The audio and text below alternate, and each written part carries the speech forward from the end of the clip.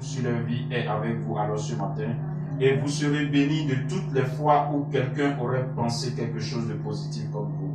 Même s'il y a la négation, croyez au Dieu du prophète Hervé que l'onction que j'ai ramenée encore cette année, en ce mois, est encore plus étrange. Au nom puissant de Jésus-Christ, ils vous bénissent aussi et ils vous attendent et ils vous recevront un beau matin sous l'autorité de la gloire des enfants du tabernacle des élus de Dieu. Amen. Je vais prier pour tous ceux qui ont une pensée particulière pour leur vie qu'ils mènent et qu'ils ont eu du retard. Sachez que Dieu fait toutes choses bonnes en son temps.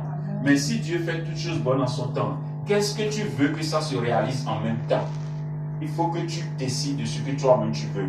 Dieu peut prévoir ça en décembre pour toi. Mais si tu veux que ça se réalise en septembre, ou que tu veux que ça se réalise en octobre, ou en janvier, ou en février, ou en mars, ça dépend de ta relation avec ton Dieu et ça dépend de l'autel auquel tu pries et l'autel qui veille sur toi. Parce que tu vas dire, ma vie ne change pas, les histoires toujours, les problèmes, non, il n'y a pas de problème. Il y a toujours de solutions quand tu viens en Jésus. Mais tu vas traverser les étapes. Les étapes là que tu traverses, sache que c'est ton plan et c'est ton parchemin. Et il faut que tu apprennes à surmonter ces étapes. Vous allez voir, les gens demandent, venez à l'église, venez prendre le salut. Non, on n'invite pas à venir prendre la grâce. La grâce, tu peux recevoir ça si tu es du bon cœur même à la maison. Mais quand on t'invite, c'est qu'on est en train de vendre la parole de Dieu. Je ne suis pas le serviteur de Dieu qui appelle les gens de venir à l'église. Non, je ne veux pas. Et je ne ferai pas. Durant tout mon mandat, je ne vais pas appeler quelqu'un de venir prier le Dieu que je sais. Parce que je sais ce que je gagne dedans et je sais ce qui ressort dedans. Même si personne ne vient. Quand tu me vois par ce pupitre et je parle de 9h à 11h, la même heure qu'il m'a été décrété pour parler, je gagne toujours le même salaire. Et personne ne change ça. Parce que Dieu, il est toujours Dieu. Il n'a pas changé et il demeure toujours le même. Pour cela, j'aimerais vous demander de renouer vos relations avec votre Dieu. N'attendez pas le prophète, n'attendez pas la prophétesse, n'attendez pas l'apôtre, n'attendez pas le voisin, n'attendez pas le serviteur. Qu'est-ce que tu veux qu'il se passe entre Dieu et toi? C'est à toi de voir et c'est à toi de changer les choses en son temps. Ce matin, nous allons rapidement nous retirer vers nos calepins et nos Bibles pour parler d'un thème très important qui secoue la terre togolaise, qui secoue l'église tout entière dans le monde entier. En particulier, aujourd'hui, j'ai mis le thème sur la mendicité dans l'église togolaise. La mendicité dans l'église togolaise. Quand les gens viennent en Jésus, la mendicité dans l'église togolaise. Quand tu viens en Jésus, il y a certaines choses qui ne doivent plus te manquer. Tu ne dois plus mendier. Tu ne dois plus mendier quand tu es en Jésus. Parce que toute chose concourt au bien de ceux qui aiment Dieu, on a dit dans Romains. Et l'ouvrier mérite son salaire, on a dit dans Galates. Il dit, je vous ai envoyé, vous serez bénis de votre salaire. Tu ne peux pas venir au Jésus que je connais et tu vas manquer de quelque chose. Si tu manques de quelque chose, renoue ta relation avec ton Dieu.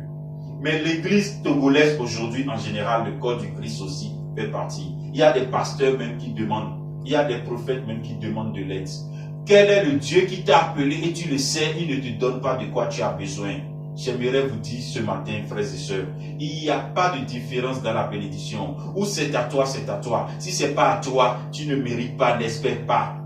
Il y a la grâce, il y a la bénédiction. Tu es en train de servir quelqu'un, tu as besoin d'un salaire et tu dois être payé par ton salaire. Tu n'as pas besoin d'aller demander à quelqu'un de t'aider parce que tu ne crois pas à ce que tu sais et tu ne le fais pas bien. Parce que quand tu demandes, c'est parce que tu ne fais pas ton travail. Parce qu'un travail qui se fait bien est payé. Personne ne va venir te dire, parce que tu n'as pas bien travaillé, je ne vais pas te payer. Le maître paie toujours l'ouvrier. Il faut que vous renouissiez votre relation avec votre Dieu. Je ne sais pas à quel stade vous êtes, mais j'aimerais vous dire ce matin ces paramètres et ces règles qu'il faut éviter quand tu adores le Dieu que je connais. Et le Dieu suprême, il bénit toujours. Premier tiret, notez ça dans vos têtes. Évitez les emprunts. Évitez de passer de l'argent. Dieu a dit, l'or et l'argent m'appartiennent. L'or et l'argent m'appartiennent. Aujourd'hui, je veux vous enseigner. Évitez les emprunts. Évitez de passer l'argent. Deuxième tiret, cessez de demander. Cessez de demander. Parce que celui à qui tu demandes, lui aussi il a son problème, lui aussi il a ses soucis, lui aussi il cherche la solution. Mais ne pense pas que quand tu t'en vas lui demander, il est obligé de te donner. Non, c'est faux. Il n'est pas obligé de te donner. Il va te donner aujourd'hui, il va te donner demain. Mais est-ce qu'il va te donner tous les jours de ta vie? Non, tu ne sais pas. Laisse-moi te dire ce matin, évitez les emprunts et cessez de demander. Car la grâce de Dieu n'a pas besoin de l'humiliation. Non, non, non, non. Si vous servez le même Dieu que je sers, vous ne